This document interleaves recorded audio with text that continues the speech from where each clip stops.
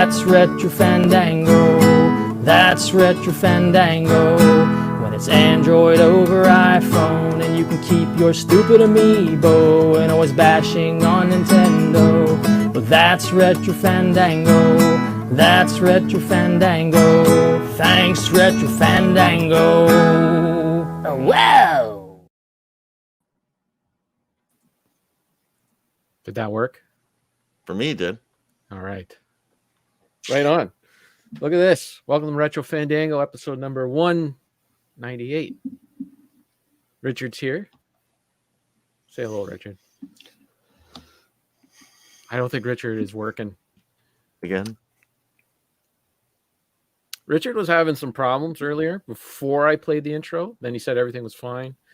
And now he's having problems again.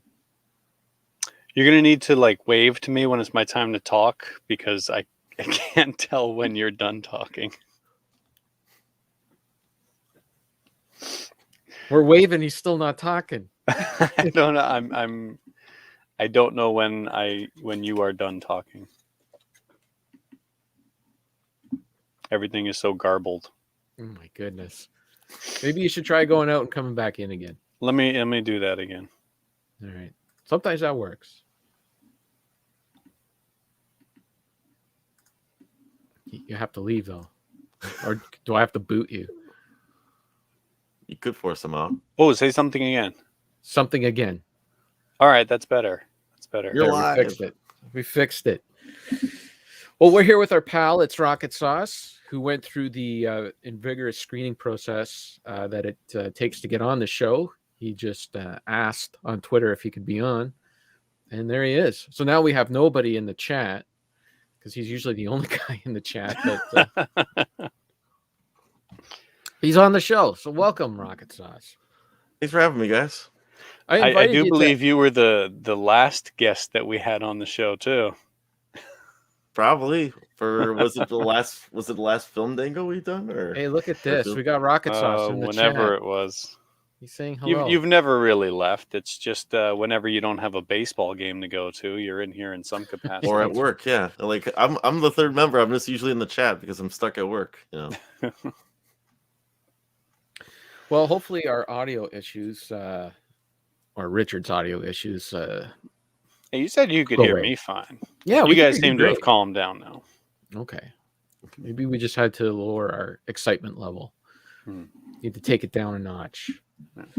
Let me do the house cleaning before we get into it. We got so much to talk to. It's going to be crazy. It's going to be insane. I sent everybody the outline, and some people put some things in it, so that's good. That's good. Some people. Cartridge Club for the next few more days is playing the Revenge of Shinobi. And then for the month of February, we got Portal 2. You can play that on just about anything. Did that come over onto the new consoles? They got a new, did that get a remake or anything? Portal 2? Yeah. No, I think it still is last left on 360 and PS3. Okay. Well, you can play it on the PC as well. That's where I play it, and it's good times. RF Gen for the next few days, still playing Airzonk. And then they took it down a notch. They went from a super expensive game to a common Game Boy game, James Bond 007. At least it's common around here. I see it quite a bit. Have you ever played that James Bond 007 on the Game Boy? No. I don't think I've ever played any James Bond game. There's some good ones. You're missing Oh, out. no. There was one on the Genesis that I played very briefly. I didn't like it. Yeah, that one's not a great one. It's got Timothy Dalton Yeah. in it, I believe. The Living Daylights. Yeah. And then Beat the Bandy, Beat the Duke challenge. Still going strong. You got to beat Dr. Jekyll, Batman. Was that Dole? Close. Duel? Double Dragon. My thing was half of the I only got a part of the word. And Wizards and Warriors. But you also have to, I think if you beat them first, you get more points or something like that. Oh. Or different levels. Difficulty level, something like that. I haven't even started yet, so I can't beat any of those games. I don't think I can either. Batman, that's a tough one. Yeah, those are all tough games. Okay, that's it. We're free to talk now. Cool. Talk about whatever we want. All the things like we've that. been waiting 3.5 weeks to talk about. Well, do you want me to get into that? Why it's the Or are you delay going to in reveal the truth behind the polls of whose fault it is? Mine, according to the most recent one. Oh, yeah. The polls are brutal on you, Ryan. They love me. What can I say? They love me. Let me tell you, it's nice to have the heat go somewhere else for a change. Well, some of the heat. And there was a bit in your direction as well. Well, yeah, it's if you want to get technical, I guess it is my fault, but it was circumstances beyond my control. The first thing was we knew we were getting our booster shot last weekend. We had it set up to go on Saturday after our record, so it should have been no problem. We can record on Friday, do our booster shot on Saturday, and usually I don't feel good after these shots, not well enough to do a podcast. But they've made it such a difficult process in order for you to get your booster shot here in Canada. It's been ridiculous. They moved the time 3 times on us. First it was and we have to travel all over the place for this thing. First it was the nurse who was doing the booster shots wasn't going to be at the location at the first one. The second one, they changed it because we were on the list for Pfizer, and then they said, oh no, we're not giving out Pfizer to people in your age bracket. That's for kids. So we have nothing for you. Then it got changed again. Then eventually it was like, okay, 2:45 on Friday. We got a slot for you. You can come in then. It's like, sure, okay. And then forgot all about Retro Fandango. But that's okay. We'll just record Retro Fandango the next day, with the guarantee that the booster shot, it's not going to make you feel as worse because it's only half of a shot, right? It's not going to make you feel as bad. Get this shot and wasn't feeling good. Not feeling good at all. But thankfully, it was only for, like, it wasn't a week long. It was only for like a day and a half, maybe. But yeah, there was no way I was going to be able to record on Saturday.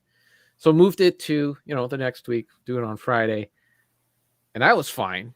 I was fine yesterday, but people were calling in sick at work.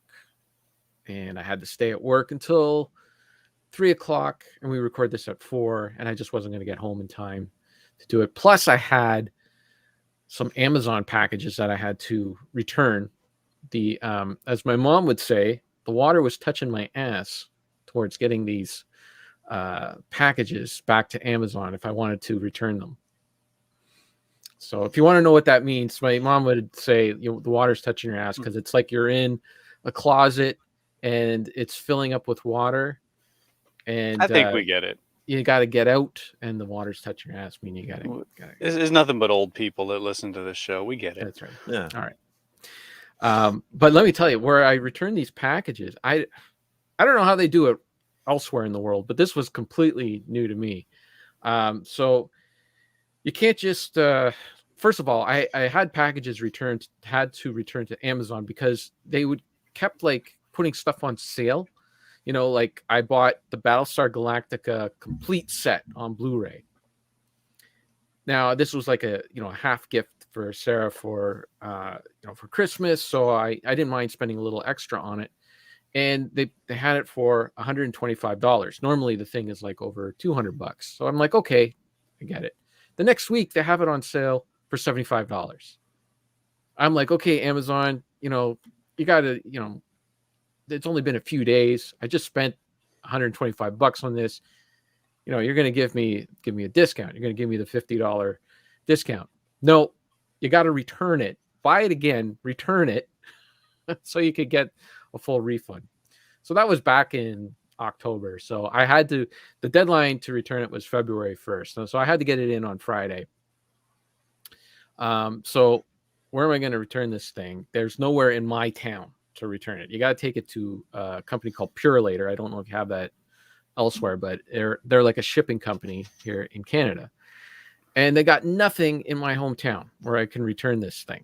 I have to travel to another town. It's okay. It's only about 20-minute drive, but still. Try to find this place. They say it's a mobile, it was like a mobile something or other. So I'm thinking it's a mobile store, like a store where you would buy, mobile phones, because we have like those kind of kiosks here and that, where you just go in and you buy.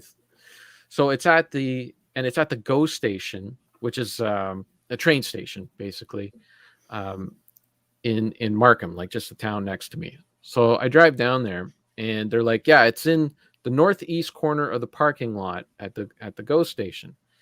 And I'm going everywhere looking for this place. I can't find it. And the only building in the northeast part of the parking lot is the train station itself.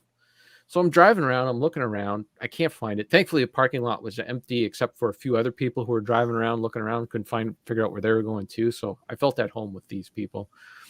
Eventually, I get to this train station, and I'm like, okay, screw it. I'm just going to have to go in there. Like, maybe it's inside. Maybe it's a little kiosk inside the train station. So I drive up to it, and then I see that there's parking reserved for Purelator. I'm like, okay, perfect. I'll park here, because like normally you'd have to pay at this train station, right? So I'll park here, and I walk over to the train station, and because of the COVID thing and everything, the train station's closed. You got to wait for the train. You got to wait outside. You can't go inside this train station. So I go to one door and I try to get in there, and nothing. And then I go to the other door and nothing. Everything's locked. I'm like, what is going on? So I'm walking back to my car, and I notice that there is like a Purelator truck, like the truck that would, drive to your house and drop off a package, like a UPS truck or, a delivery truck. It's a delivery truck. So I'm walking back to it. I'm like, you know what? I'm just going to have to ask this person, where is this mobile store so I can return this package? And I'm walking back. As I'm walking back towards it, I see some guy come out of his car, walk up to the truck, give the person a package, and then walk away. I'm like, that can't be. It can't be just a truck in a parking lot. That's where you drop off the package. So I walk all the way back, and sure enough, there's the girl sitting there on her phone, flipping through, doing the scroll. And she sees me walk up. She's like, oh, okay. She takes a package. I'm like, I'm walking everywhere looking for a building. This is where we return it. She's like, yep, we do it all here at, like, she gives me their friggin' logo. I have never heard of this. Like, and it's cold out. It's like minus 20 degrees Celsius, which is around zero for you Americans. And, she's just sitting in there in this delivery truck with it running all day, waiting for people to bring in their packages. I've never seen this before. This sounds like the perfect scam for people who just like hijack a truck. Yes, hey, I am the Amazon return. Just bring on your packages. Sure, I'll take it. Well, wallet inspector, yeah. Well, I went right to Amazon's website, and I followed the instructions right on their website, and they have Purelator places here in town, but none of them do this QR code business for returning packages. So they'll do like the regular Purelator stuff, but I guess they don't want to deal with people returning packages to Amazon for some reason. So that's very interesting how Amazon works in Canada versus the United States, which is they would just mail you a return label to print off, and you just slap it on your package and then throw it in the mail. That's the way it's been in the past. I've returned. You want to know how it works over here? Yeah, sure. When you got something to return, you dial up Amazon, email them, whatever. They send a person to your house to pick it up. Interesting. My Even better. goodness. Yeah. Someone to your house. Oh man. But I'm yeah, I driving around mean, with my that truck. is just one of those examples of they're getting you to do the legwork. It saves totally. them gas. It saves them time. They got one truck. They just park it out there. Everybody else spends time driving out there. Not only that, in your hand. It's the same as that. What do you call it? The self-checkout and everything. Just make the customer do the work. Yep, totally. It's I can't remember what I was going to say. I think I know what you were going to say. It's a deterrent. So if you're not willing to do that extra mile, then it's like, all right, I'll just keep the product. I'll suck up the cost, whatever. Like if it was like this was $50, so like that's a substantial amount of money. But if it was like just the Blu-ray, that was $20, and then next week they put it on sale for 15. Am I really going to spend all that time and money to save $5? Especially Yeah. considering the price of gas right now, Mm-hmm. through the roof. It's ridiculous. $50 to fill up my little car. It's only a 35-liter tank in there. I know I'm using Canadian, but trust me, that's ridiculous.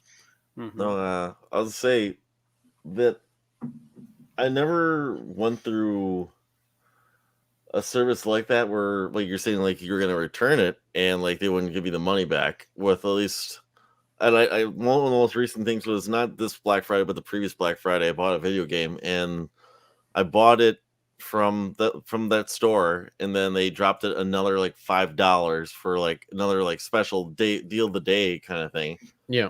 And I was like, can you just refund me the money? And they're like, I think they might have just like hummed it for a second, like overthinking it. And I was like, or do I just have to walk in the store, return it, and buy it again? Because I was like, Yeah. it's in the store, and they're like, don't worry, we'll just. And then sure enough, yeah, I got it, whatever, re-added back off my check, or if you check my purchase, they refunded me $5 for what it was. But still, it's the process of you having to buy it again and return it is kind of a it's stupid. suck. Yeah.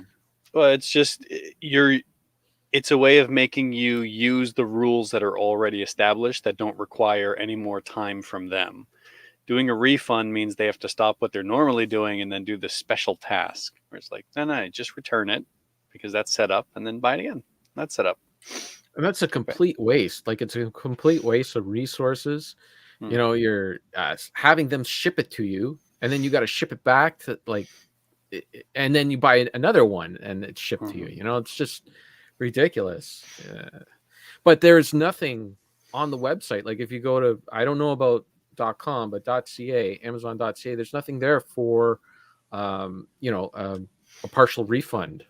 You have to contact somebody at Amazon in order to get that done. Whereas doing the refund thing is all just right there on the website. It's just so much easier, Now, how did you find out that it went on sale the next week? Were you looking it up again, or did it just, you just happened to see it? Yeah, I just happened to see it. I think it popped up in one of my recommended buys, because of my past like search history or purchases you or bought this whatever. before. Would you like to buy it again? Yeah, and I'm like $75. What are you? I thought it was a steal at $125. They also have like Kohl's department stores here in the U.S. where they're like, I think one of their selling points is you can return Amazon packages there and they'll take care of it for you. So I think that's maybe more catered to like old people who don't want to mess with their computers. Basically, you just bring it straight back to them and they'll take care of it for you. But I've never done that. I've only returned a couple things to Amazon anyways. So it was always just been easy peasy for me. So, well, in the past, and I'm talking, was it last summer or the summer before? I had I had a back and forth with Amazon because they kept sending me. I bought a vinyl record from them, and they kept sending me like either a warped copy or they sent without a box, or there's something wrong with it. So I was sending it back and forth, and when I was doing that, it was like how you were describing, Ryan, where you print out the label, you put it on there, and you drop it off in the mailbox, and that was working just fine. But I don't know if they changed something over the last few months or something like that, but now they want you to, return it through this Purelator business. And it's like Richard says, I think it's just to deter people from going through it. It's just like, screw it. I'll just keep, the $50 and eat it or whatever. The answer is usually, it saves them time or money. That's the way it's done. They probably don't want it to go back to a warehouse because, one thing I've learned from working a warehouse job is the longer something sits on a specific spot, the more you're losing money, kind of thing. You're constantly wanting to be reflowing your spots on the shelves and whatnot inside a warehouse. So maybe it just goes to a separate warehouse as opposed to said Amazon warehouses in Canada or something. So, I don't know. Well, I got my refund really quick though. I got it like within hours. I knew that they shipped out. it said on there like their final ship out was 7 p.m. and I got my refund before that. So somebody looked at it and said, yeah, he returned it. So I'm happy to get my refund, but yeah, it's ridiculous. Customer service, man.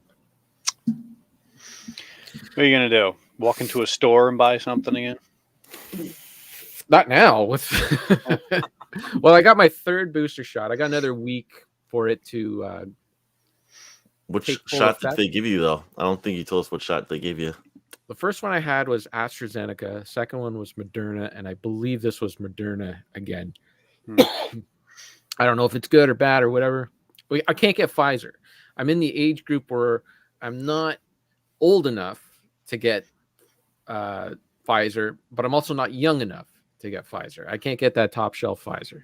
I think they say Moderna's the top of the line right now. I think, especially against like Omicron, it's like against like every version right now. It's like the best one to have. All right.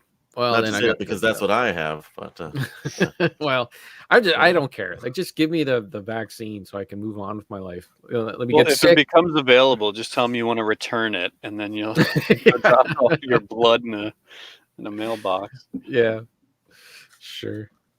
So I don't know. That's yeah. So in another week, it's supposed to. So maybe I'll go to a store next weekend. I don't know. We'll see. I hear the Maybe Omicron stop isn't as buying bad. stuff. Don't Or I you could have do enough already?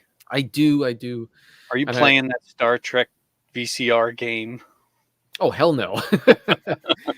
I think I asked you some trivia questions from it, and that was it. I know And it it just was sits there. It was a DVD, by the way. There's no way I'm Oh. buying VHS. Oh, Yeah. sorry.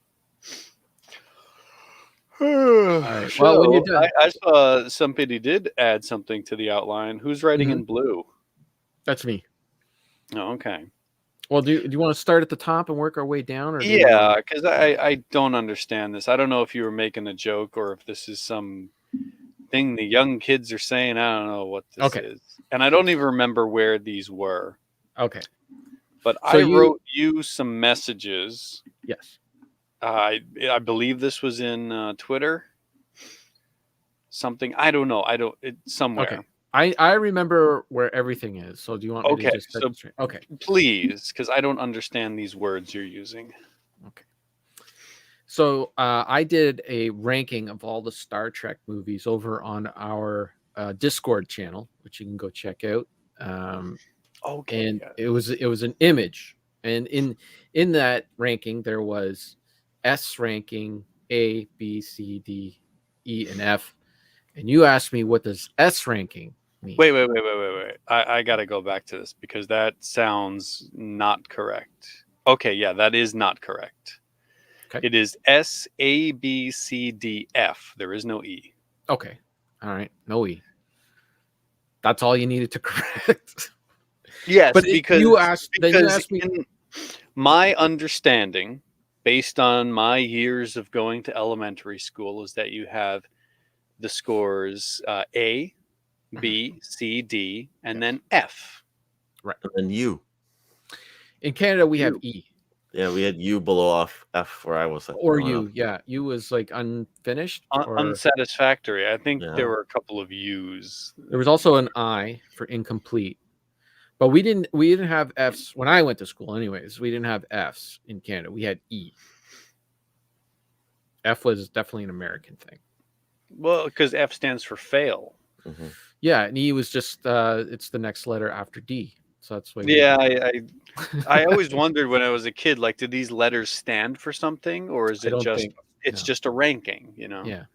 Well, S is yet another just a ranking. It's a carryover from what you may call video games, especially in the beat 'em up genre, where the S rank is a step above A, meaning it's carryover from Japanese games, meaning Shuu, which means excellent in Japanese. So if you were to play Devil May Cry or Resident Evil, Bayonetta or Resident Evil or Beautiful Joe, if you do really well, you get an S rank, which means Shuu, which is excellent in Japan. You wouldn't know that because you don't play video games or live in Japan or No. understand Japanese. So 100% understand why you wouldn't get that. I've never heard of this before. I needed Did you me ever to get explain it to you. Did you ever So get a that triple was S real. rating though? When you were playing like Beautiful Joe and the ranking would come up, S rank, like that didn't. I'd get the V for beautiful. Oh, V, that's right. It was a V rank. Yeah, I Hey, don't know so- what this S. Well, that was a play on words for the S rank in Beautiful Joe. S rank. Yeah, I remember seeing something like that with Street Fighter. I never paid attention to it. I never knew Yeah. what any. It's always Well, with that's what it Capcom games. It's always with Capcom games. Now, So- I will say that tier list, I didn't make that up. That was just somebody else made it up, and I just put my ranking in there. So Ryan, you know what this S? You knew what that was? Yeah, well, I didn't know what it stood for. I just know it meant the best because my first experience with it was Resident Evil 2, where I beat the game in under 2 hours, and it got an S rank, and I'm like, what is this? Above A? Because I remember I was always just striving to get like, I think I was always like stuck at B, and eventually when I broke past the 2, I think I got like an hour and 56 minutes like on one run, and I got an S rating, and I was like, what is this? And then sure enough, like over the years with other Capcom games, Devil May Cry, where you can get a triple S rating because you can keep going up with your combos, or Bayonetta, or it's almost anything with a especially Capcom game. Almost any Capcom game has an S tier rating. So yeah, I didn't become aware of it until the Devil May Cry games. So I'm like, S ranking, what the heck is that? And that's what it was. Shoo. Huh. So there you go.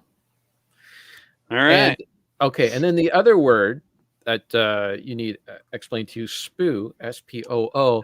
That was. Can you remind me of the conversation and where that came? So we up? were having a conversation in Twitter. We were sending stuff back and forth, and Louis Anderson passed away. Right. Okay. And I said, I sent you a thing that said Louis Anderson passed away, and I said, sorry, Spoo. It's SPO, Spoo. That message was not meant for you. That was for my wife, her nickname is, I call her Spoo. Oh, And she's a are huge you allowed fan. to reveal that information? I don't think I was, but I had to get her permission because I saw that you put that in the outline. So I asked her if it was okay. So that's my little pet name for her, I guess. Are you going to explain the origins of that? It's just a name that's stuck. I don't really remember it. I remember we were at my apartment in Pembroke a bajillion years ago, and we were talking, and it was one of those. It just stuck. Just one of those things. I get it. One of those I things. get it. Yeah. Okay. Oh, you know what? Because so she used to make. So her specialty was spaghetti, and it was like her spaghetti was just like spaghetti out of a jar. Like she would just buy jar of spaghetti, and and that was like totally foreign to me because I grew up in an Italian household, and I never even had spaghetti that you like sausage you bought off the shelf. Yeah, sure. I'm sorry, I just never did. It was always frozen in the freezer. You'd open up a piece of what we called Polish Tupperware, which was like an old. I am 1/4 Polish, so it's okay for me. yeah, so that's okay then. I'll allow it then.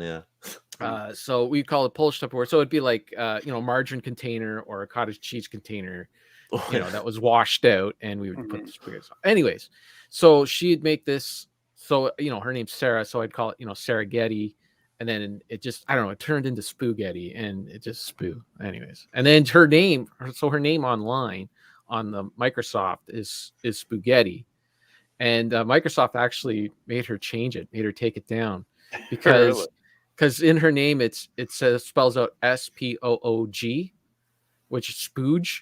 So I guess they flagged her name for that.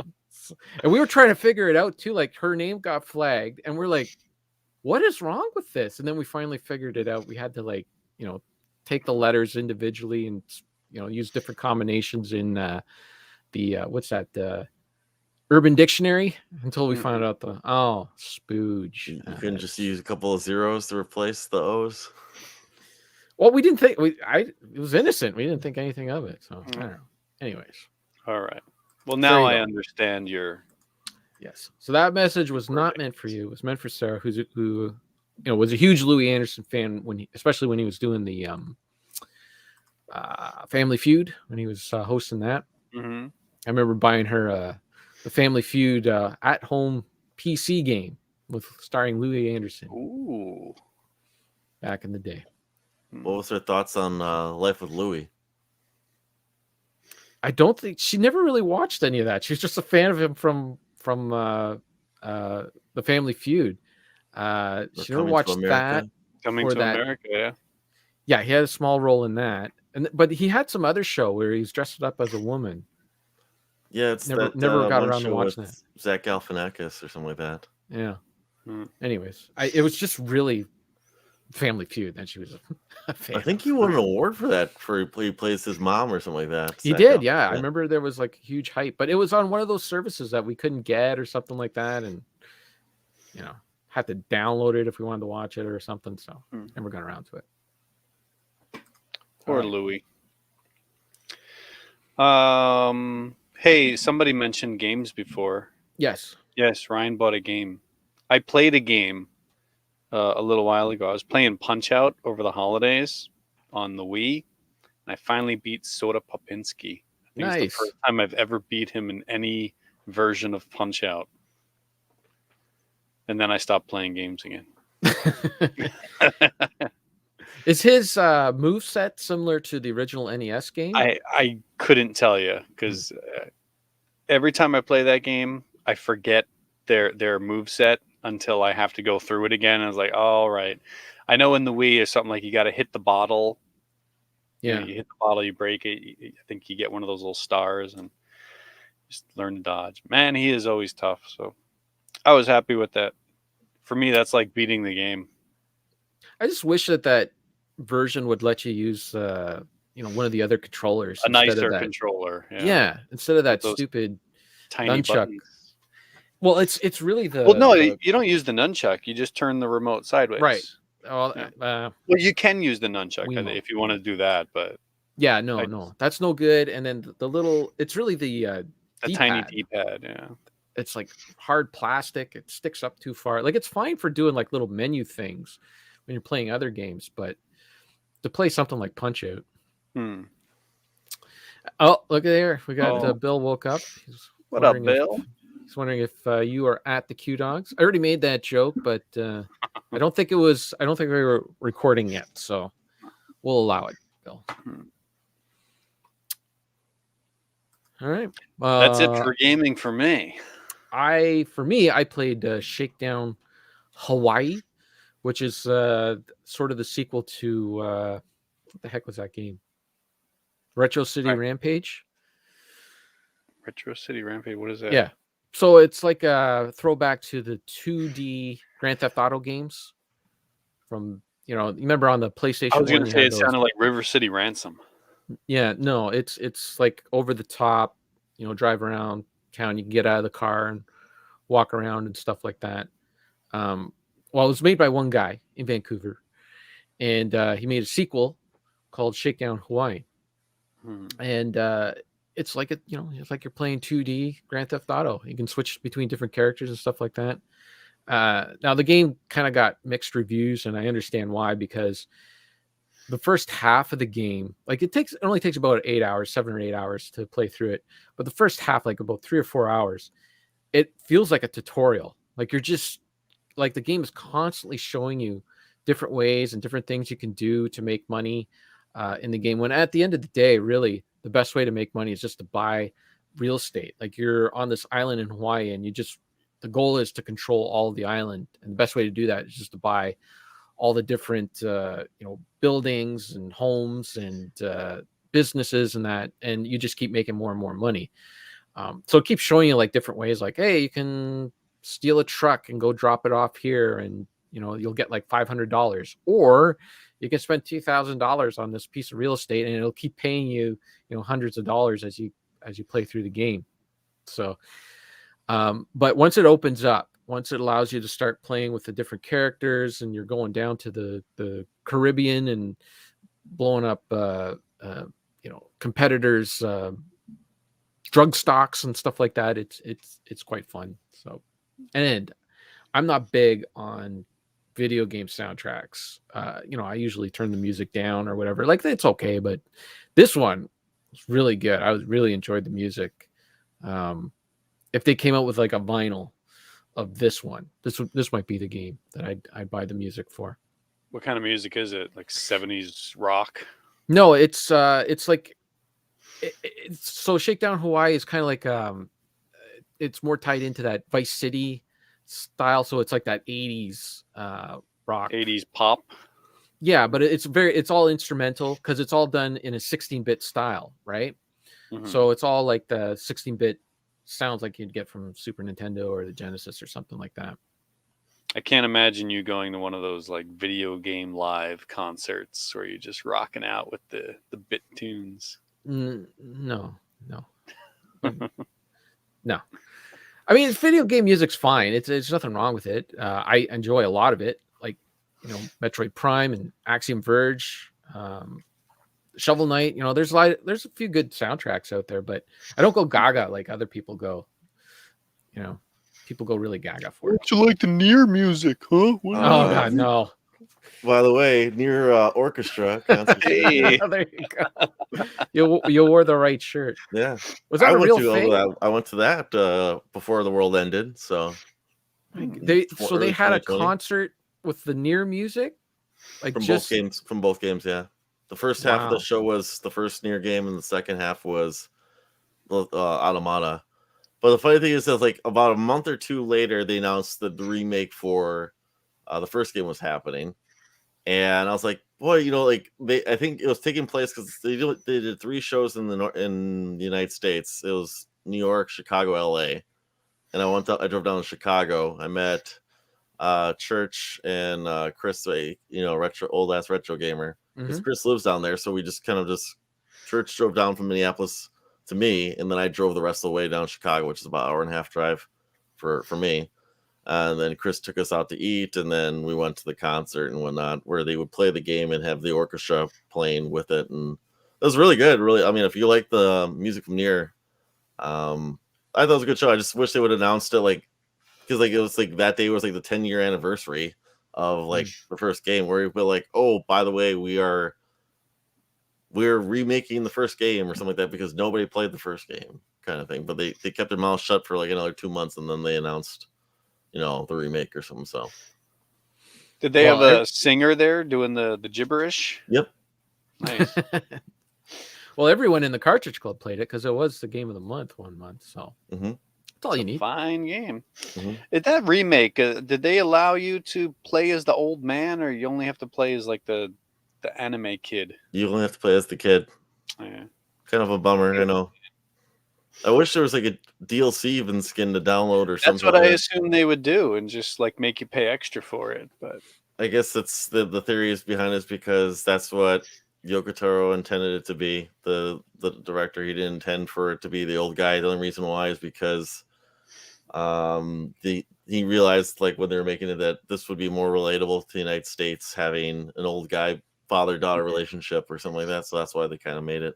So but there's a 5th ending, so it's supposed to have been 4. There's a 5th now. So he turns into the old man. It was all a dream. I haven't gotten there yet, so I'll let you know if I do plan on going back and beating it, so and getting all 5 endings. So I'm sure it's still a really good game. Mhm. Wow. All right. But Who's playing Final Fantasy? Me, the remake, because it was December's game of the month for the Cartridge Club, aka episode 100. So, and you'd have Church, who is a huge Final Fantasy VII fan, who's doing one of the hosts. You have Q-Dog, who is also a huge Final Fantasy fan, who is a host. None of them wanted to do the episode. They were too terrified to host. No joke, they're like, it's a big, too important episode to do. So, and I think Church told me he was too afraid to make it like not good. Like he says too much pressure for him, like for one of his favorite games. So I did it. So we recorded it last weekend. I got the bros to come back out of retirement to do an episode. Nice. And Dean. So that's the guest besides me being the host. And we recorded last weekend. I couldn't finish both games in time. I tried desperately to beat at least the original. Dean's been a real good teacher for that, where he's telling me exactly where I need to go, what I need to put on, what I need to whatever. Because honestly, with these original turn-based RPGs, I'm still lost as can be, and I would have made it this far if it wasn't for Dean. Well, Dean's got a lot of literature. I'm sure he can he figure things out. But like with the remake, I'm loving the remake. I feel like that game, maybe because I need my handheld, like at least explains why I need something to work, kind of thing, where it's like, okay, well, this is why. I do like the combat where it's actually like a little bit of not entirely like a Devil May Cry game, but kind of with like the hack and slash. And the only thing about it is you're gonna have to switch off characters as opposed to like Dante having all those weapons on him at all one time. So it's stuff like that where some of the boss battles are gonna be incredibly difficult, but I'm having a fun time with it. I'm not lost. It tells me where I need to go. It explains stuff to me. I don't know. I'm really enjoying Remake, where that's definitely way more my style of game as opposed to the turn-based style. So I'm still working my way through it. I know. Funny thing is, all these people these days, maybe because I'm getting older now, they're like, "Oh, it's not that long of a game," and I'm like 27 hours into it right now. And almost like, and I originally had one of my best friends too. He was telling me, he goes, "Oh, it's not a long game." I'm like, "Bullshit! Anything over 20 hours is a long game in my eyes." Yeah. He's like, "Oh yeah, whatever," and I'm like, "No, this is a long game." But I know I think there's 20 chapters. And I'm chapter 14 in this game. It's fun though. I enjoy it. So I'm keeping working my way at playing through Remake, but. As someone who didn't really enjoy, I've had a better time because of Dean playing the remake or the original, because she's just making it easier for me, telling me where I need to go, explaining what things are happening. Where if Dean wasn't there, a lot of this crap just would go way over my head. Where he's like, "Oh, he's this person. Okay, makes sense." The game to me, Dean's went through all his whatever. He still is doing it right now. I guess he's a part of a bunch of discords where they're like cracking codes and deciphering translations and whatnot. So there's a lot more history. Is the game that difficult to process, or is it just you have to spend a lot of time getting all that information in game? If it's your first JRPG, like Sauce is going into, I could totally see how that game would just like, you wouldn't understand how any of the mechanics work or anything like that. Like I played it, but I played it after I played 1, 2, 3, 4, 6, and then I went to 7. I skipped 5 because I didn't feel like doing the job thing again. But yeah, I totally would be lost. And then I believe I used a walkthrough for some chunks of it too. So I totally could see how someone would be lost if that was their very first. And you can get stuck too. You can completely get stuck. Like, it's old school, right? When it opens to the open world part, I'm like, where the hell am I supposed to go? That's when I had to start going with a guide. And then I was talking with Dean. He's like, just throw yourself on Twitch, and I'll guide you through the whole thing. So he was like, basically, I would just watch the chat. He's like, go this way. You're going to look for this place. I'm like, okay. And then, like I said, like because he's going through so much over the years, like the history and the lore and all this stuff, there's way more like, plug for the show, I guess, way more like in depth, like the more you dig, the more you uncover with that game. But I like Remake a lot more because it kind of does that for you as opposed to like having to do that research. I don't know. I'm just enjoying Remake. I bought it on sale 2 years ago. It's playing on PlayStation 5 with the free upgrade. It looks stunning. So it's I don't know. It's a good time. Well, so what do you mean free upgrade? If you bought Final Fantasy VII, the PlayStation version, they gave you the new game for free? Oh, that's cool. That's very PC of them. They gave it away, I think, earlier in the year if you had PlayStation Plus. They gave you, it was like the PS4 version, but now they gave the free upgrade for that version too, because they originally said, no, we understand whatever. It's just free for PS4, but then like about a month later or something, they changed their mind, said, okay, now it's free for PS5 as well. So Cool. Mm-hmm. To get back to your games and length and all that, I'll go back to the Quick Save Club, if you remember that, and playing Terraria with the boys. And I was a wimp because I only played 43 hours of it, and I didn't experience the whole game. I should have stuck with it. What Like, a I think loser. I got it. It's I played 43 hours of it. I liked it for 43 hours. I'm kind of done. Oh no, you got to keep going and grind for this and grind for that. And On the rare event that I decide to buy a game, I'll still check out some of the reviews, like the online, video reviews. And I love when they get to the section about, the game's great, but it only clocks in at like 5 hours. So I don't know if it's worth your time. Like, perfect, sold. Well, you know about how long to beat, right? HLTB. Yes. I check that out all the time to see how long it takes to play games, because sometimes I am in the mood for a really long game, and I don't like you just don't want to have to relearn mechanics or anything like that. It's just something to dive into, but that other times it's like I just want to play something quick, and that website's terrific. Yep. For that. Yeah, I wanted to get through Revenge of Shinobi, but take care of these two long games here first. So Right, yeah. Well, I did play a little bit of Revenge of Shinobi on PC on that Sega collection. Oh, right. I didn't get very far. I put everything on easy, and I'm like, man, I am just not. I don't know if I'm just. When it comes to 2D games, I got to really be itching to play one. I've never been good at that game. It seems so simple. Just throw your stars, advance, jump up, jump down. I think it takes never something do to it. learn that game in particular, because I've played Shadow Dancer, and that one's like miles ahead easier. Oh, is it? Return of Shinobi, and Shinobi 3, where I'm like not cruising, but I'm like, okay, yeah, this is a lot easier with the combat and everything. Like they fine tuned it more and more. Where I think that first one, because it was a launch game for the Genesis, where it definitely is some difficulty like learning the game. Like I could not figure it out last time I played it, how to do like the double jump. And I think that's like key to the game too as well. So but There's a double jump. There's a double jump. Maybe that was my problem. Yeah. Well, they made those games hard on purpose because they didn't want you to just rent it, beat it, and not buy it. They wanted you to rent it and then get frustrated and say, I got to buy that game so I can beat it. Yeah. Anyways. Time for Ryan's favorite part of the show. This is the part where he... I think this will be quick. I don't think we have too much to talk about Star Trek. I only wanted to ask because you put your ranking in the Discord there, so I was curious. Did you actually go through and finish?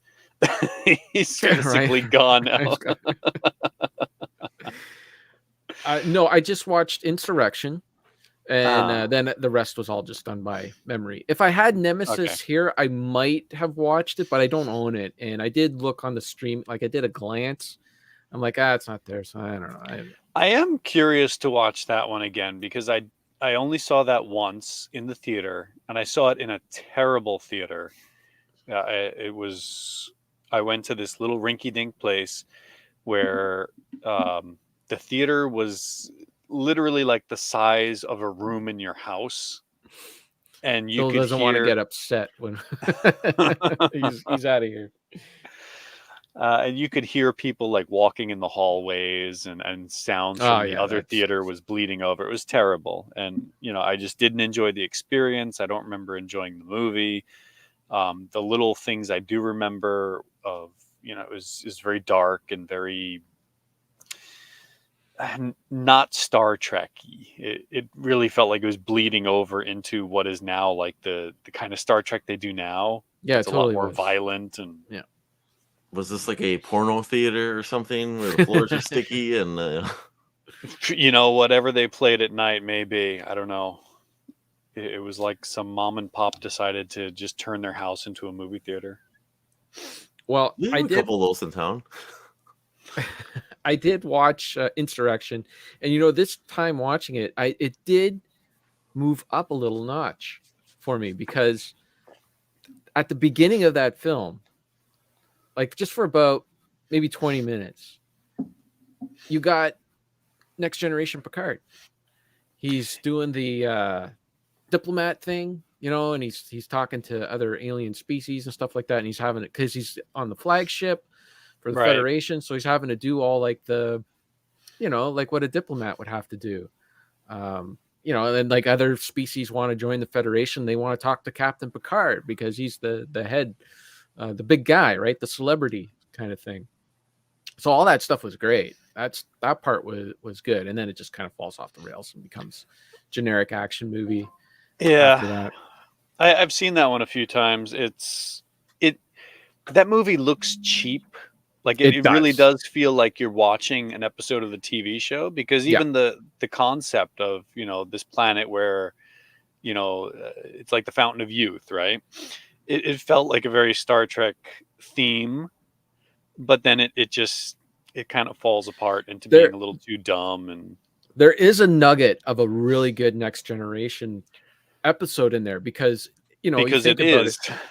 There were episodes exactly like that. But there's this fountain of youth.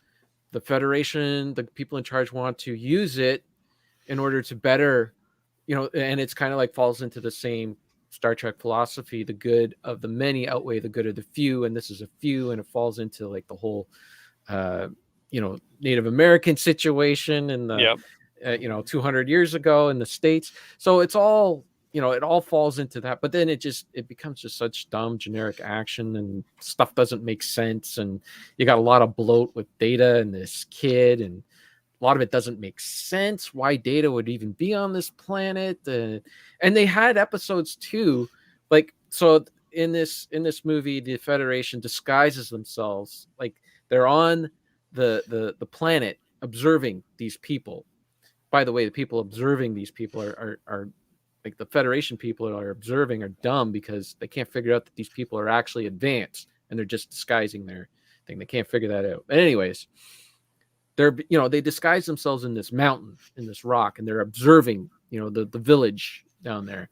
And at some point, like the force field that's, disguising them into this rock, breaks down, and all this stuff. All this, it happened in an episode of the show.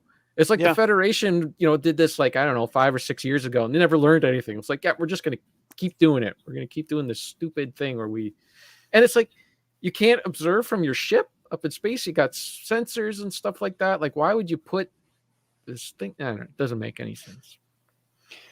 Ryan looks physically uncomfortable right now.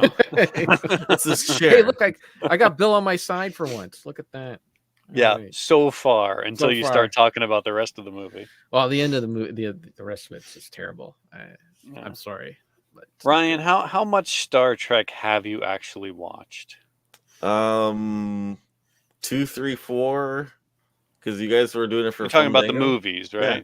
2, 3, 4. The first 2, the newer ones. I tried the third one, but I think I fell asleep because it was just. I think I saw like them doing like BMXing in that third one or something like that, and I was just like, Kirk on a bike. No.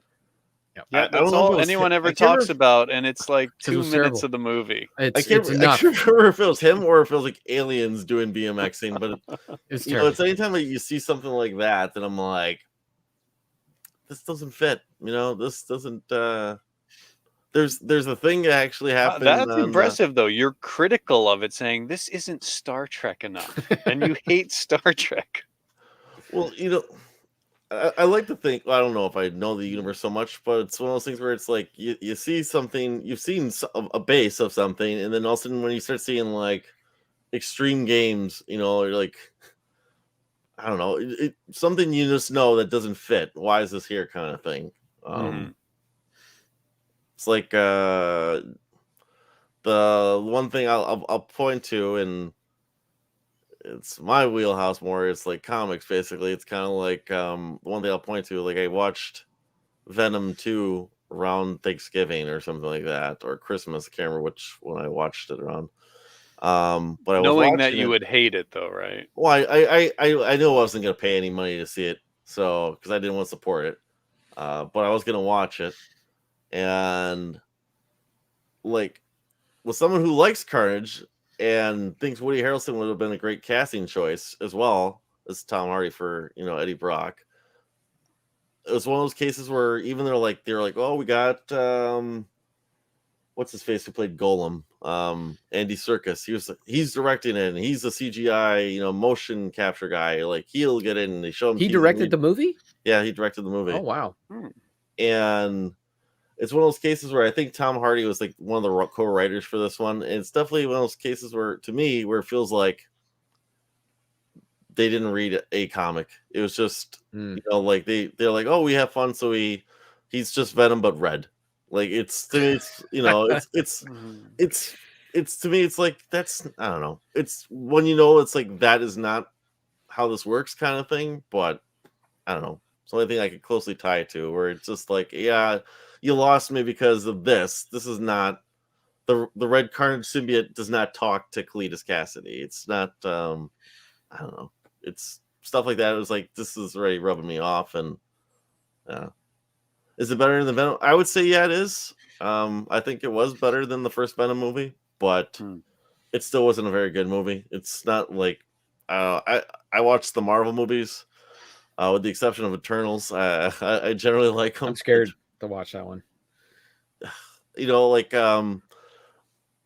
I think around Thanksgiving that was still in the theaters, and Ghostbusters was out at the same exact time. And I go to my buddy, I think it was like a Black Friday. I go to him, I'm like, I look at the movie theater.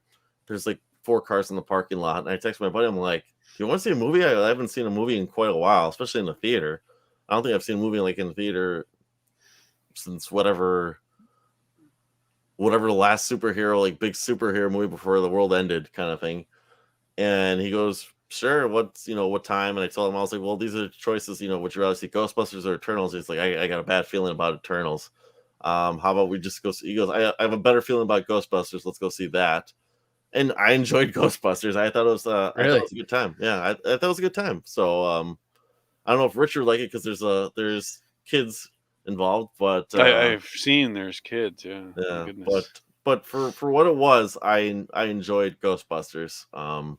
Was it like level of the original Ghostbusters movie? No, but for what it was, I think we definitely made the better choice.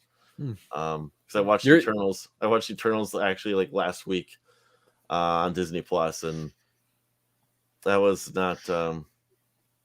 It was.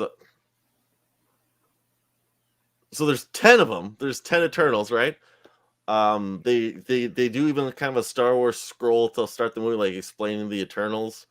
And they're like, oh, why they're here on Earth, and then they break up right after why they were here on Earth, and then the next 2.5 hours is them like, we need to get every single one of these guys back together. So every one of them has a 20 to 30 minute like thing about what they did when they left, basically. So then when it comes to wrapping up at the last little bit of the end of the movie, there's like a quick 5 minute, 10-minute action battle scene, and then it's over. And I go to my buddy who I watched it with. I'm like, he fell asleep twice. I fell asleep like once, kind of thing. Didn't feel like going back and rewinding it even, because it was just like the same thing up until that final battle. And my buddy goes to me, he's like, this seems like it's just a little too late for what they're doing, kind of thing here. And then I don't know. It felt like the opposite Guardians of the Galaxy, right? Where Guardians of the Galaxy was, you knew nothing about these characters. So it was like a risk, right? It was like, these are D-list Marvel characters, but whatever, it was a risk. What's the, I guess, risk reward for this one? And it was a major hit for them. And now they're like a staple where they get their own video games now. They're, the comics got a boost, and they're everywhere kind of thing, where they make toys for them. I think Eternals was another risk but they were talking about how it was going to be like a potential Oscar nomination for them, and it completely missed the mark for me. And I think the reviews were kind of bad for it too as well. Oh yeah, I haven't seen a good review of it yet, other than Bill saying he enjoyed it. Mm-hmm. He knew that. He Or said he he didn't loved it mind it. right there. He said he loved Yeah. it. So, Okay. I'm a Um, huge fan. but Now, as everyone knows, I don't know anything about these Marvel movies. Is this the first bad or like negatively viewed film? I think there's like a couple other ones. Like Thor 2 always gets a bad rep, and people really hate the first Hulk movie, but I Yeah. actually kind of like the first Hulk I movie. really enjoy that one. Um, And I say Black Widow wasn't well received among. I'll agree with that one too. Black Widow, I think, was kind of a disappointment. I think, and Shang-Chi's kind of like, I think almost on that same point for me too, where I wouldn't say it sucks, but it's definitely like an experiment where they were like, okay, well, we're gonna try to, I don't want to say sound racist, but we're gonna try to like diversify and expand the universe for Well, they these did that with characters. Black Panther already. Well, That was very. You know, these are characters their comic books never sell. They never ever sell. And still to this day, you can hawk a movie and put out the new comic. That's what Marvel always does. Like a new movie come out, new number one for Shang-Chi. These comic books don't sell because nobody cares about these characters. And like I said, the work for Guardians, because James Gunn took something, made it like entertaining and fun, and maybe there's a base you can build off kind of now going forward with that. That now people like these characters. I don't think anyone's ever really like Shang-Chi. I know who Shang-Chi is because he is in my Mighty Marvel Superheroes cookbook. Nice. And he oh gosh, I'll see if I can find him. Oh, there he is. There he is. He's making rice dishes. There you Oh, go. wow. Yes, that's not racist. No. No, he's just but- making rice. With Shang-Chi, the problem I thought like up until like he goes back to like China to be with like his family and like do this final battle or something like that. I thought for the most part when they're doing all the street level stuff was pretty good. I thought like the action scenes and the fight scenes were awesome until like they got back to this area where then dragons are coming out and stuff like that. I'm like, going back to Star Trek right here. This doesn't fit. For what I just saw, like these great street fights, fighting in warehouses, makes sense. And now they're pulling out dragons in. Well, do you know, is that part of the comic? Is that part of his character? I don't know if so much him, but I guess more so with the character of his father, the Mandarin, who's one of Iron Man's villains. I don't know. It's like, because it sounds like maybe that could be from the comic. You don't know. Mhm. It could be part of the thing that the fans, even though they may be lower in number, would say like, hey, that's what we want to see because that's the comic. Whereas what you said with Venom is, oh, they didn't check the source enough. It's too far from the comic. So do you want to stay true to the comic? Do you want to deliver more what is in line with the other Marvel movies? I don't know. I mean, Marvel, the people who run Marvel, they have the smart people in charge. Like they're building to something for the next 10 years already. And I think what they did with Black Widow, Shang-Chi, and Eternals, they're like, these are gambles. Because we had Spider-Man coming here, and we know Spider-Man's going to make gangbusters. And Spider-Man, I thought was fantastic. Absolutely loved the new Spider-Man movie. No Way Home, I thought knocked it out of the park. So much so, I kind of want to see it again. I think I don't think Black Widow was a gamble. I think it was more of a contract obligation thing that they had to do. That's why Scarlett Johansson sued when they. Put it out on the streaming service, because I think that's what that was. Like, she had it in her contract that she's going to get her own movie, and they just kind of finally got to it. That's why that movie is so weird, because it's placed before the previous Avengers movie, I believe. So you kind of have to put your head back in the timeline, and it's a really odd movie because they can't change her character. She can't have any sort of growth or any sort of, because her character has to go into that movie the same and come out the same, because it wouldn't make sense in the timeline, right? I think the whole marketing for Black Widow was that it explains why she makes her decision, kind of thing. And I'm like, I don't think it did that. So I think that's why she chose which side she. Yeah. No, I'd say no. So. Yeah. I have not seen the new Spider-Man movie. I am looking forward to that one, but I am kind of getting the Marvel. I'm getting burnt out on it. I didn't mind Shang-Chi. I thought that was good. I didn't mind Black Widow for what it was. It just didn't wow me or anything like that.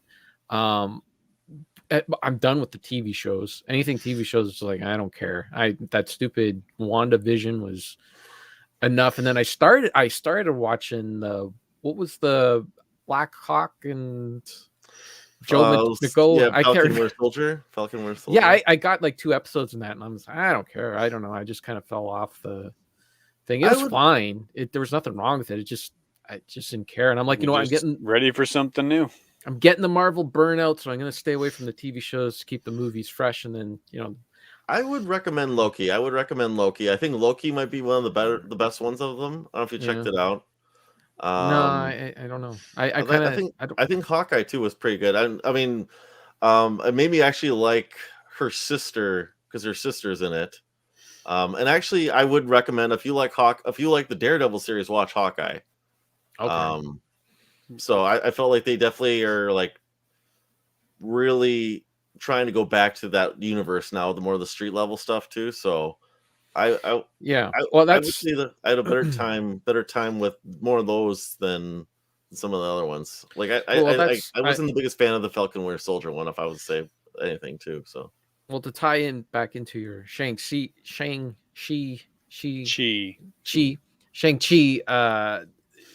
the beginning of that movie, the first half of that movie, I think was better because it was all that street level stuff. And then towards the end, it got a little too fantastical, mythical, right? Yeah. Which it was fine. I don't think it was bad or anything like that. It was fine for what it was, but I wouldn't put it up there with, some of the other Marvel movies.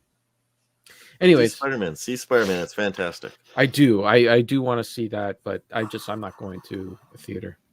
I'm too scared. The only thing I find interesting about this whole latest Spider-Man is that there are so many of these. I'm not including you in this, Ryan. I don't know if you fall into this category, but there are so many people that they love the MCU so much that they do nothing but talk trash about the old Spider-Man movies, all the Sam Raimi ones, and they're like, "Oh, it was no good. It was no good.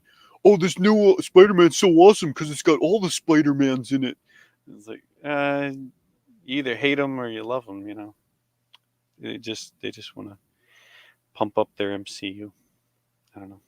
I wouldn't say the Sam Raimi ones are bad, but the third one kind of sucks. And third one is ones I don't think are the greatest. What's up? Yeah, they weren't very good. The third one has its studio moments. problems. Yeah, it's got its bad moments and its good moments. The Amazing Spider-Man with Garfield, those are unwatchable. I'm sorry, I do not want to see a moody Peter Parker. Moody, just not interested. He breaks up with Gwen Stacy 3 times in that second movie. 3 times. Haven't seen it. Don't care. Yeah. I couldn't make it past his moody skateboarding in the first one. There's no way I'm gonna watch the. They just come out with that sour puss on his face and everything. I'm skateboarding and Peter Parker. I'm like, I'm done. That is not. That was the movie that got me to go back to the movies. Like I hadn't seen a movie in the theater for a couple of years, and I was like, oh, there's a new Spider-Man movie. I'm gonna go see that. Ooh. Well, so I thought the first one was okay with Garfield. I thought the first one was okay. I liked him as Spider-Man, not so much Peter Parker. So when I saw the second one, so my hopes were up for the second one. I saw it, granted, at a budget theater, which around me is a $1 movie theater. Like it's $1.50, but it was always like $1 Tuesdays or something like that. The week before, I went and saw Captain America 2: Winter Soldier. And I was with my buddy Jim, who I see a lot of these Marvel movies with. And we're like, what? Because at the time we weren't the biggest fans of the first Captain America movie. Now I love it because I loved how it all played out and you see everything and everything.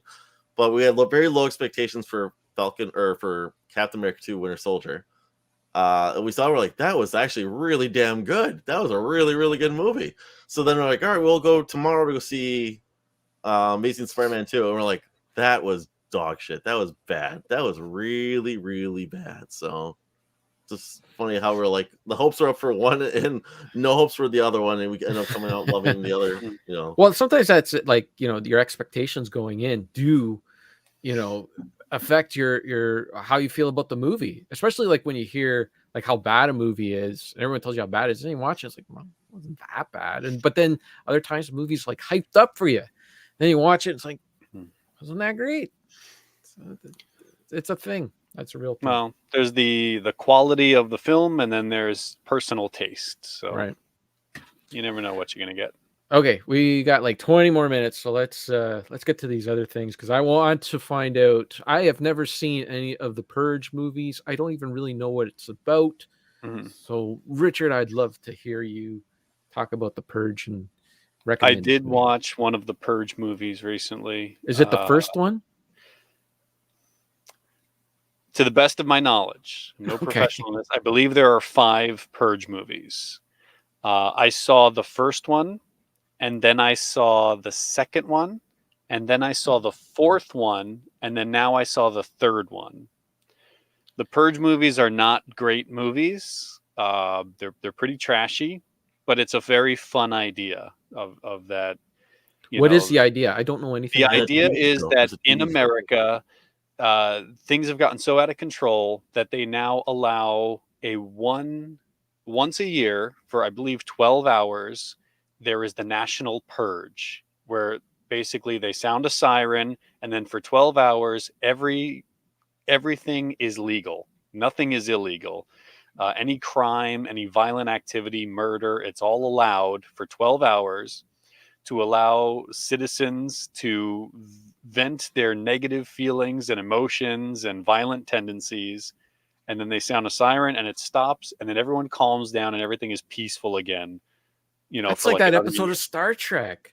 It's The original series when they go to a planet and everyone's like walking around like a robot, and then an alarm goes off and they all go nuts, and then the alarm sounds again.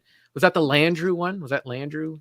I 'Cause thought it you were was going to say it was the one where they voluntarily step into the booths because of like the no. war scenario. Not that one. Yeah. No. There was that one. There was that one where like the alarms would go off, and it turned out that they were all being run by some robot or something like that. Anyways, Yeah. yes, Bill. I was absolutely thinking about what's happening in Ottawa today, but What's going on in Ottawa? Oh, don't even ask. We're having our own January 6th here in Canada by 1,000 jerk offs and semi trucks. Okay. Actually, It's nice most to of know them that stuff actually crosses the border too. it's only 100. Yeah, idiocracy, like it spills over here, man. It's actually only 120 people in trucks, and the rest are in F-150s, but they think they're semi truck drivers. It's ridiculous. Anyways. So the first Purge it's kind of like that. It feels like a Twilight Zone episode, just stretched out too much. Mhm. Where So do you have to watch them in order because you watch them in all separate order? Are they like their separate thing, or I would say watch the first one first, and then probably can watch Yeah. everything else after that. My only issue with the series is that the first one, it feels like this is society. This has become acceptable. So the one thing they're missing is some world building. You need to see examples of this. I'd like to say RoboCop is an example of a society where this stuff is kind of accepted and normal. Like, what's going on? What are these people like? Are they brainwashed? What's going on? yeah? And then in the other ones, they start to develop it more where it's actually ties in pretty closely with American politics of the past, I don't know, 5, 6, 7 years, where this new power has taken over, the new founding fathers, and they're like this supreme right wing. I'm sure a lot of Republicans will get upset with this movie because it's basically the Red Party is like this new extremist right wing group. But basically they are taking over, and they make it sound like the government is using this purge as an excuse for them to just kill all the poor people and, just eradicate them so they don't have to take care of them anymore. Mhm. They don't have to worry about them anymore, and they can save money.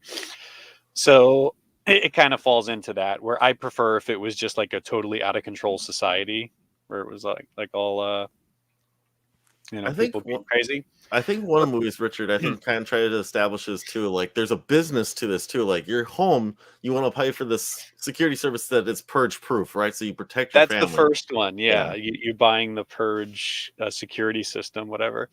Anyway, the one I watched election year, I actually liked it more than the others. Now, again, I'm not saying it's a great movie, but it was fun. It's like fun trash. It knows it's not anything intelligent, so it just kind of has fun with its concept. And I don't know. I'm totally down for watching all of them. So I think I just have one more. I said I think there's a television series as well. To be honest, they're stretching this premise a bit thin now. I guess it's just, they make enough money. They're probably cheap to make. So Where are you watching these? Are these on Netflix? just whenever they show up on Netflix, that's why I'm Okay. watching them in whatever order they show up in. I'm not interested in paying money to see any of these. Just right. whatever's there. I Okay. think the first one actually has like real actors in it too, and then that's when after they're like that, of course, is when they're like, okay, Yeah, we the can first put one any had show, was it like yeah. Christian Slater or someone like that? Old ass is with They're- you. Mhm. He likes election year. That's his fave. There you go. Maybe it was Alright. First Purge or That's when Well, I Richard was reads the watching them out of chat. order. Yeah. Well, I can't read the whole chat because that chat button is blocking part of the final comment. Ethan Hawke. Ethan Hawke. Okay. Okay. So are these more Are you election going movies? through Or my? yeah, let's keep going. You going through my thing here? What's the next one? Oh, got okay. Us? You're going through what's on there. No, I listed all my movies in Discord because I wasn't sure Oh. if we were going to record over here. Oh, right. Yeah. No, I watched a bunch of movies, and I just threw stuff to remember to talk about. I did want to talk about Superman because I started Yeah. watching Superman movies. Well, I watched them too. Really? I watched one, Amazing. and then I watched 2, and then 3, and then I said, "What the heck? Let's watch 4." All right. Watch them Well, I've all. been doing the opposite. I've been watching them in what I believe to be ascending order.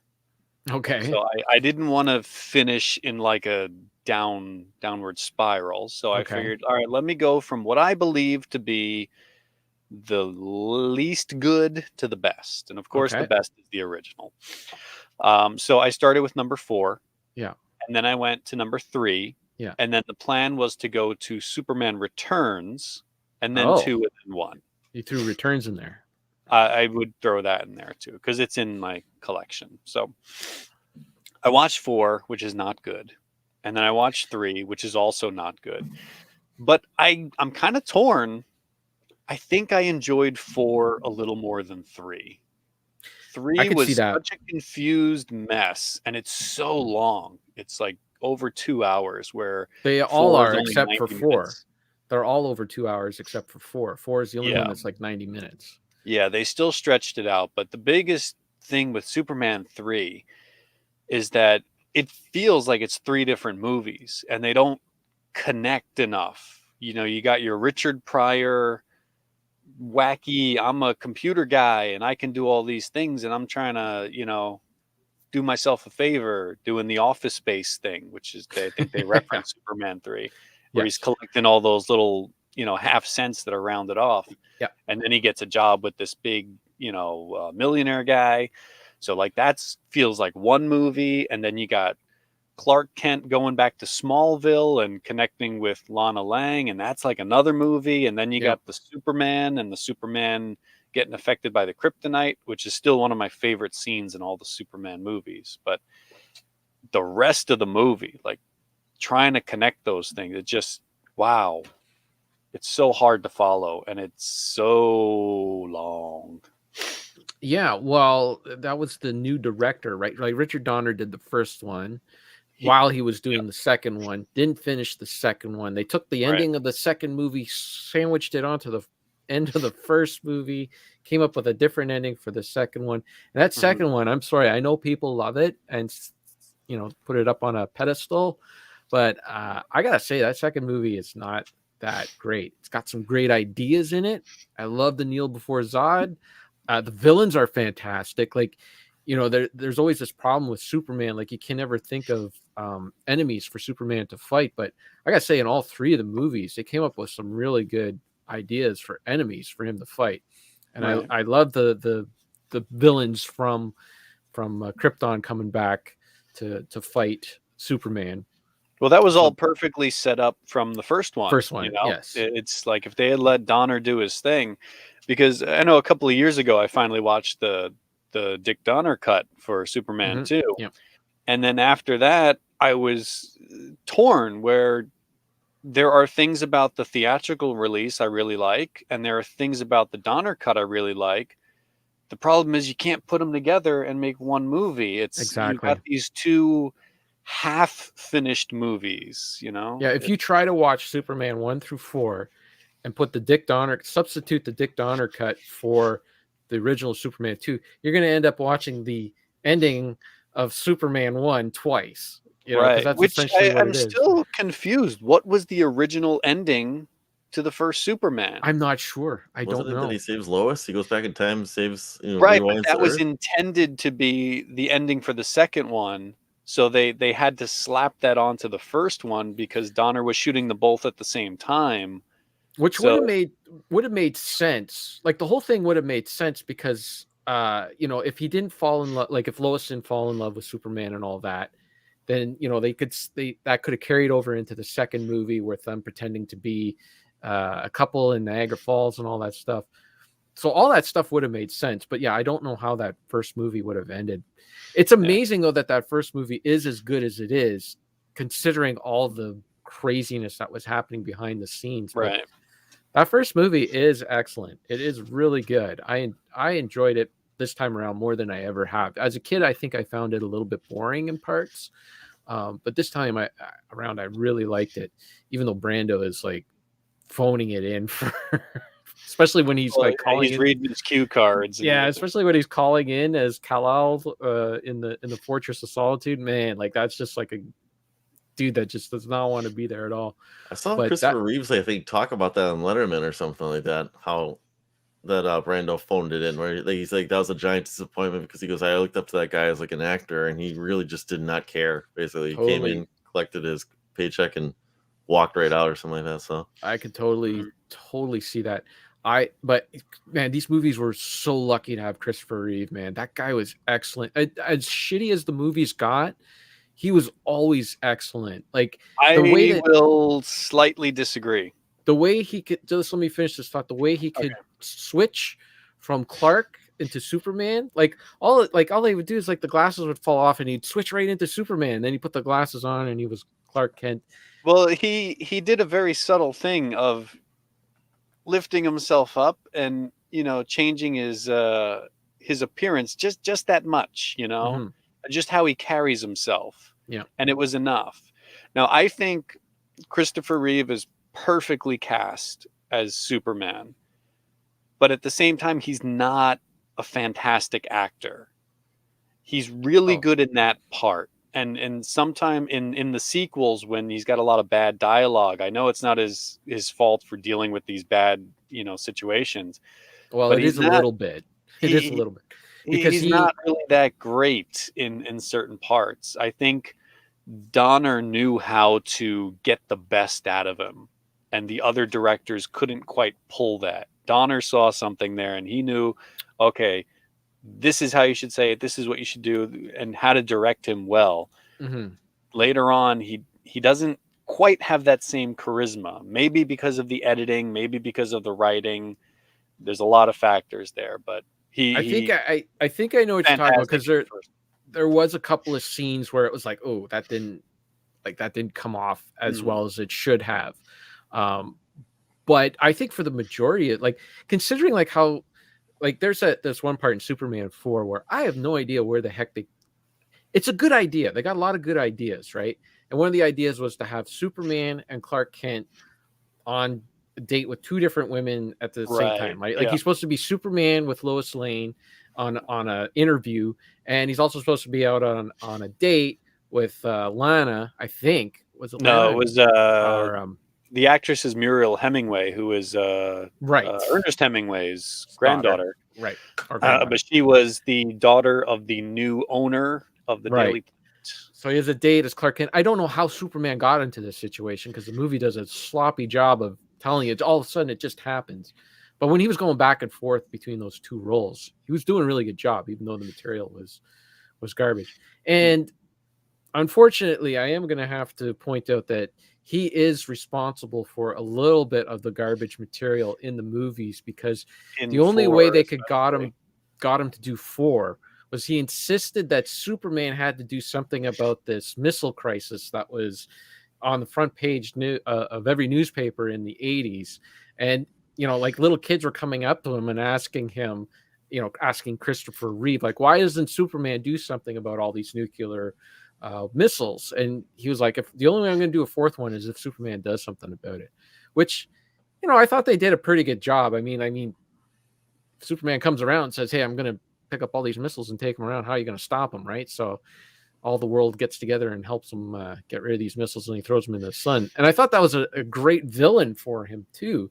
This nuclear man that he had to fight that Lex Luthor threw together. Apparently, I guess the actor's voice was terrible too, so that's why they substituted Gene Hackman's voice over it. But that's a good idea for a villain for Superman to fight, like a guy with like nuclear power strength. So I think one tidbit about 3 before I forget is Richard Pryor was supposed to be Brainiac, or the villain was supposed to be Brainiac in Superman 3, but they decided like they got Richard Pryor and the director was just a fan. He's like, just be Richard Pryor, just do Richard Pryor stuff, and it'll make it work. So they totally tell, and it doesn't fit all the time. Doesn't that's why they switched to a computer.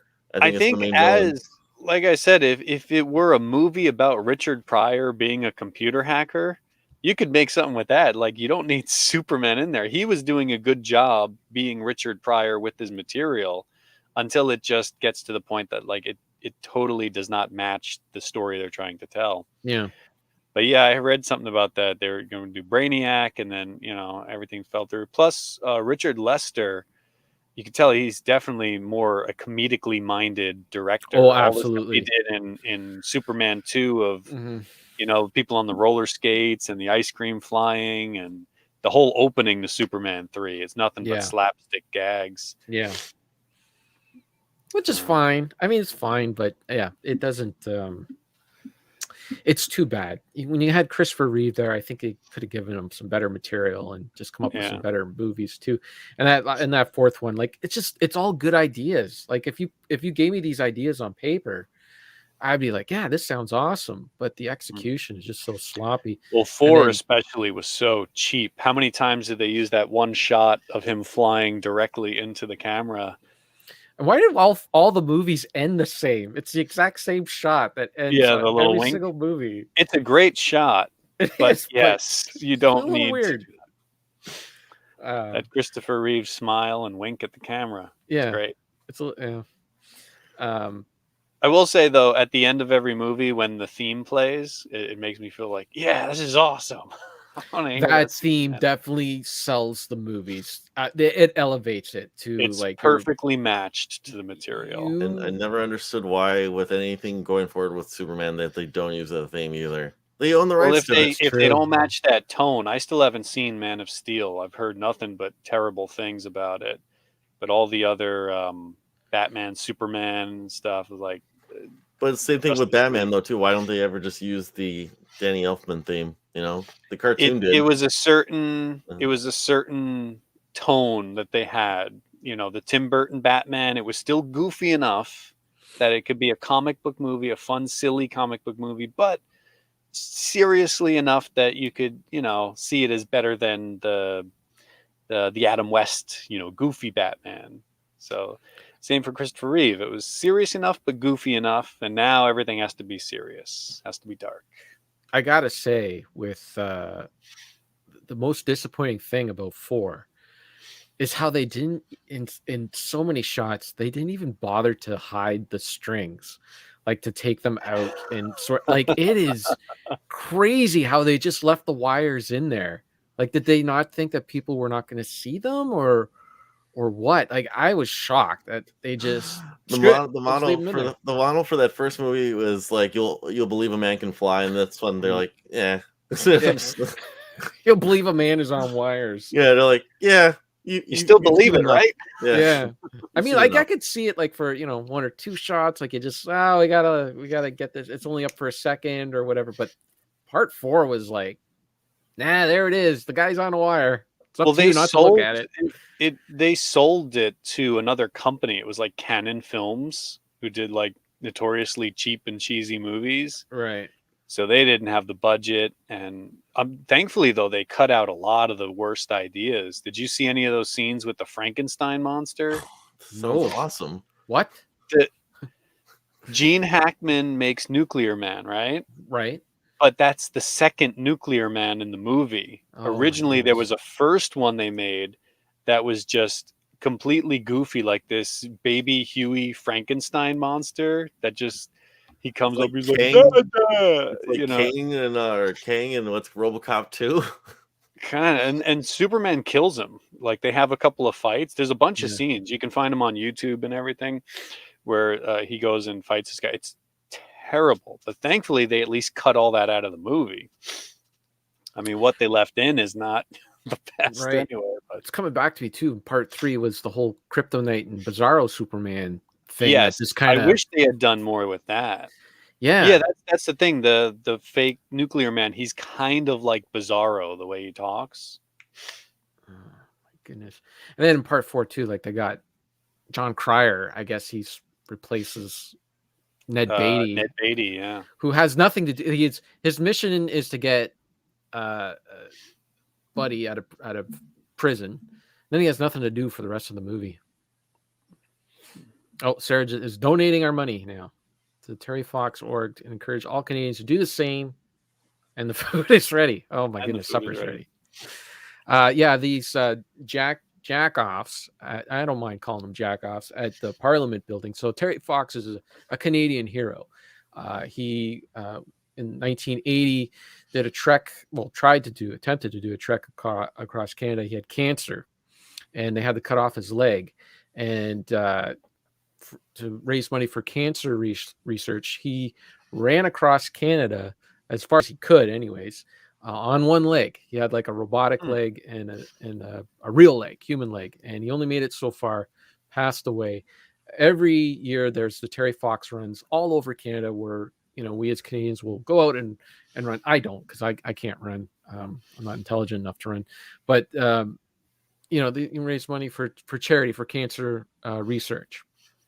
And there is a statue of Terry Fox at the Parliament buildings in Ottawa, and these jackoffs who are protesting, they're protesting a vaccine mandate for the truckers, for very few truckers that cross. Well, there's a lot of truckers that cross borders, but there's a few of them that don't want to take the vaccine that cross the border into the United States. They want to go and cross the border without any vax, and they want the Canadian government to support them in this thing, even though the Canadian government has been since day one saying, you all have to be vaccinated. We all want you to be vaccinated. So they want them to do a complete 180 on this idea. The whole thing makes no sense because the Americans have the exact same mandate. They don't want Canadians who are unvaccinated coming into their country. So they have, if you're a trucker and you want to come into our country, you have to be vaxxed. So even if they get the Canadian government to somehow do this miraculous 180, Americans are still going to require it anyway. So I don't understand why they're digging their heels in this thing. Anyways, it comes back to Terry Fox because they took his statue and pretty much desecrated it with their garbage opinions and ideas. Plus, there's all racism and everything mixed into their ideology. It's really ridiculous. So that's why people have been donating to the Terry Fox organization. So the Terry Fox thing has absolutely nothing to do with this trucker protest. No, they just just happens to be. It's a statue that happens to be there, and someone collateral damage had this great idea to put a flag, an upside down Canadian flag, in his hands, and write vaccine mandate on him, and it's disgusting. Really, it's gross. Especially a guy who passed away of cancer, who was raising money for science, for cancer research, which is science. And these anti-science guys are desecrating his statue. It's just ridiculous. Reminds me of that Simpsons episode with the angel and what's it called, that they go to destroy the science facility. Yes. And then Mo gets crippled, and he's like, "Oh, I hope modern science can save me now." Exactly. I wasn't going to bring it up. I wasn't going to say anything, but it's already been brought up twice in the chat. So there you go. Anyways, if you can donate if you're a Canadian and listen to this, even if you're an American listening to this, look up the Terry Fox organization. It's a good organization that puts money towards cancer research, saves people's lives. Unlike these people who want to wreck people's lives. There you go. That's my rant. End rant. I also watched the Chucky TV show. Oh, that's out, huh? Well, it's been out. It came out last Halloween. I'm a little far behind. Jennifer Tilly and Brad Dourif. They got them all the originals back. I believe everybody at some point. I don't know if this is a spoiler, so sorry if you don't want any Chucky spoilers. Look away or whatever. I believe everybody who was involved in the movies at some point makes it into the TV show, except for Catherine Hicks. She is still saving the whales somewhere, I guess, in Star Trek 4 in the future. But everybody else makes it at some point. Ooh. Good, bad? And what? I'm curious. I'm really curious about the show. Good, bad? I liked the show.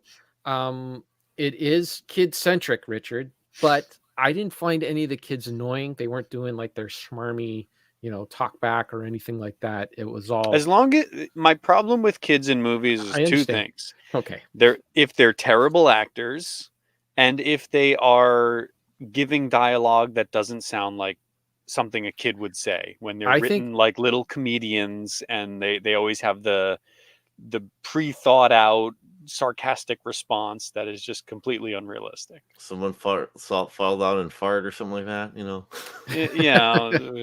The classic little fart joke. I don't think so. I think they stayed pretty much to like how kids would react to these situations. I think they did a good job, actually. The only thing I would say is that was disappointing about the show. There's a couple things like towards the what the show builds up to is kind of a little bit of a vague mess. Like I'm not sure exactly why or how things turned out the way they did. It's kind of glossed over with like, well, it's just voodoo magic, and that's what the series is about, voodoo magic. Why is he saying stay away? Fox, stay away. You didn't like the show? Goth Kid. There was no goth kid. What is he talking about? But there's voodoo established in the first movie, right? Yeah, voodoo's always been part of the whole thing, but they really glossed. Like there was certain rules that were established in the first movie that they kind of let. Like Chucky originally could only possess the first person he laid eyes on. He put himself inside of a doll. So that was the first movie. He had to possess this little kid, Andy, because that was the first person he laid eyes on. And that kind of fell by the wayside. And in this TV show, it really falls by the wayside. But the other thing is that the animatronics are not on the same level as the movies. But it is still animatronics. They're not just CGing everything. I don't think there was any CG at all. You guys are better at picking that stuff up though than I am, but I don't think there was any CG. There was like little kid sometimes in a costume, for certain shots. That's classic. But no, it's as far as I know, it was all animatronics. It's not as good as the movies. There's still like 6 puppeteers to work Chucky. But it it doesn't have the facial animation and stuff like that they established in the movies. I don't know what Bill's talking about. I can't think of a single goth kid. I don't know what he's talking about. So send me an image of the goth safe kid. To say that if you enjoy the Chucky movies, you'd probably enjoy the TV show. I think so, especially the later movies, where it kind of gets a little crazy and stuff like that. I think it was big enough to hit to where they relit it for a second season or something like that. Well, that's good. I hope it does come back because I do think they did a good job. And plus, it was shot around here. There were so many scenes and stuff like it takes place in Hoboken, New Jersey, but you're looking at you'll see the GO train. The GO train I was talking about earlier, you'll see the GO train. Oh, I want to see. I used to go to Hoboken all the time. Well, there you go. So you'll see your childhood mixed in with where I live right now because they do establishing shots of Hoboken, but anything close. And I will say the most unbelievable thing is that the father, or like early on in the series, there's this guy. He's like a working class guy, and he lives in this like I don't know, it would be a mansion compared to my house. Like he's living in the high end of area of town in a really nice home. So that was a little bit unrealistic. They should have given him more blue collar home. Hoboken's got some pricey property. Yeah. That is not very far from New York City. Yeah. But if you want to see Go Train, watch the Chucky series. You'll see it in the background. I might as well just mention this before we go. One last movie. I watched the movie Nobody with your pal. Bob Odenkirk. Robert. I call him Robert. Robert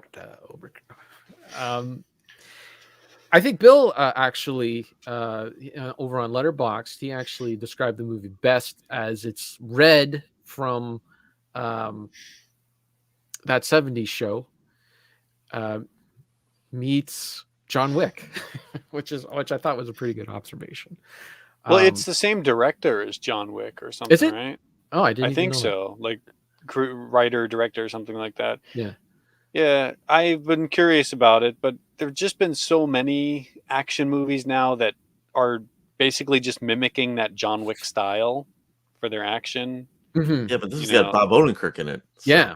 Yeah. It's good. I enjoyed it. It's not as good as John Wick, but it had some really good scenes in it, and it kind of had that Death Wish feel to it too. I don't know. It was only 90 minutes. I had a good time. All right. Now see that's how you sell a movie. Bob Odenkirk, 90 minutes. Yeah. Death Wish. Yeah. You're you got me. Yeah. So had some good fight scenes in it. I mean, it wasn't, there's better movies out there than that, but I still had a good time with it. I'm tired of this whole better everything. Is it fun? Is it entertaining for 90 minutes? That's what I want. Well, I don't want to build it up as if you like John Wick, you're gonna like this, because it's not. It's got some issues. There are some issues with it, but every movie has issues, except for Ghostbusters. Except for Superman. Ghostbusters is perfection from beginning to end. It's lightning in a bottle, and they captured it. All right, let's wrap this up. You haven't said anything about the new Ghostbusters movie. Are you avoiding it, or are you just waiting? Yeah, avoiding it like the plague. I don't I don't get why people want me to watch things that I'm going to hate and going to be. I think angry. it's because you enjoy Ghostbusters, and because you're going to watch it at some point. When it comes to one of the streaming services, I will watch it, but there's no point in complaining or saying I'm going to hate it, or saying I'm going to like it, or whatever until I see it. I hate the point to say to Kevin, you're going to like this, because I don't know what your feels are in nostalgia, because they definitely do go for pulling in nostalgia where the kids are in school and because they're born, in the last decade or so, that they're not aware of the events of 1984. Like Paul Rudd establishes that, saying oh, this happened in New York City in 1984 kind of thing. And he shows up YouTube highlights of the Ghostbuster commercials and stuff like that. So he's they clearly established that this is that universe, that it's a continuation of the thing. So, but yeah, I saw that Nobody's on HBO Max right now. And I plan to watch it. Hopefully, I can watch it maybe this week, because I forgot about that movie, and then I saw it pull up in the tiles. Right after I put in my notes right here, watching Peacemaker this morning. I've been watching that series on HBO Max. You did? Oh, sorry, I didn't see you add that there. Sorry. Just gonna continue on the bottom page for the next one. I just want to mention I've been highly enjoying that show. It's that you'll laugh, that John Cena show, but it's this character from the newer Suicide Squad movie. Yeah. And it's every episode's written by James Gunn, and the first 4 episodes were directed by him. And I know he got whatever that start with. What's the studio that Toxic Avenger? Trauma. So yeah, a lot of the violence is Trauma in the show. It's whatever rated, mature, R-rated kind of show. But I don't know. I think it's definitely got that James Gunn feel where music is definitely a huge influence, from the Guardians movies. Their music is a big modern music. It's not original. It's all definitely a lot of this one is 80s pop music. But yeah, I don't know. I'm really enjoying Peacemaker. It's once a week they put out a new episode on there, and I don't know. I think it definitely fits the narrative of what's going with the show. It's a little goofy, but I kind of like the characters, and it definitely exceeded my expectations. I wasn't the biggest fan of the James Gunn Suicide Squad 2. It wasn't a bad movie, just just didn't hit really with me like the Guardians movies did. But like what this going on, I really enjoy it. So I don't know. Just wanted to mention that because I don't hear many people talking about it, but I think it's really entertaining, and I don't think many places in the world have HBO Max at the moment. But I would recommend, if you have a way of watching it. So Is it? Do you have to watch the movie before watching the show? I don't think so, because they do like a scroll saying basically right before saying like what happened to him, why he wakes up in a hospital kind of thing. So what happens to his character, and then it basically just kind of just launches it from there. So James Gunn is doing both DC and Marvel. Is he allowed to do that? Well, he got fired by Marvel, and then they rehired him. So oh, that's right. I forgot about that. He got fired when people had that uproar about Roseanne getting fired, and then because he had whatever that one tweet from 10 years prior to that, where people said, "Well, what about this kind of thing?" Where he was working still for Trauma, and he had a picture of like him as a priest and whatnot, so with like a little kid or something like that. So yeah, but I guess the original story is he was fired for like a day, and then Kevin Feige went back to Disney and said, "No, you got to bring him back, or it's like me kind of thing," and they just kept it low underground for 6 months until they said whatever, because at that period of time he was allowed to go to Warner Brothers, and then he basically, I think Warner Brothers just gave him the key to the car where if he wants to do more DC characters or something like that, or DC movies, I think they said originally he wanted him to do Superman. He goes, "Nah, I want to just do stuff with people, characters that nobody really cares about, so I can do my own thing with them, because no one will care. No one will care about like, oh, this didn't happen." What? Have you ever listened to him talk? He knows like superheroes like stuff. Who reads the comics? He's just like, I think what it is like nobody cares about this, so you can do whatever the hell you want and try to make them popular or change them up. So it seems like an impossible job. Like they're just impossible to please. You'll just never please everybody. So why even bother trying? Bill recommends MacGruber, and Melissa is here for the last. Hey, happy Saturday. Okay. Got to wrap this up because your food is cold. Yeah, well, it might be drying out in the oven right now. Join the elites over at the Retro Fandango Discord. I'm there. Richard's there. Sauce is there. It's good times over there. But if you want to be a peasant, you can still follow us on Twitter at retro_fandango. That's it. That's the plugs at the end of the show. Thank you, Rocket Sauce, for joining us. Anytime you want to join in, all I got to do is ask.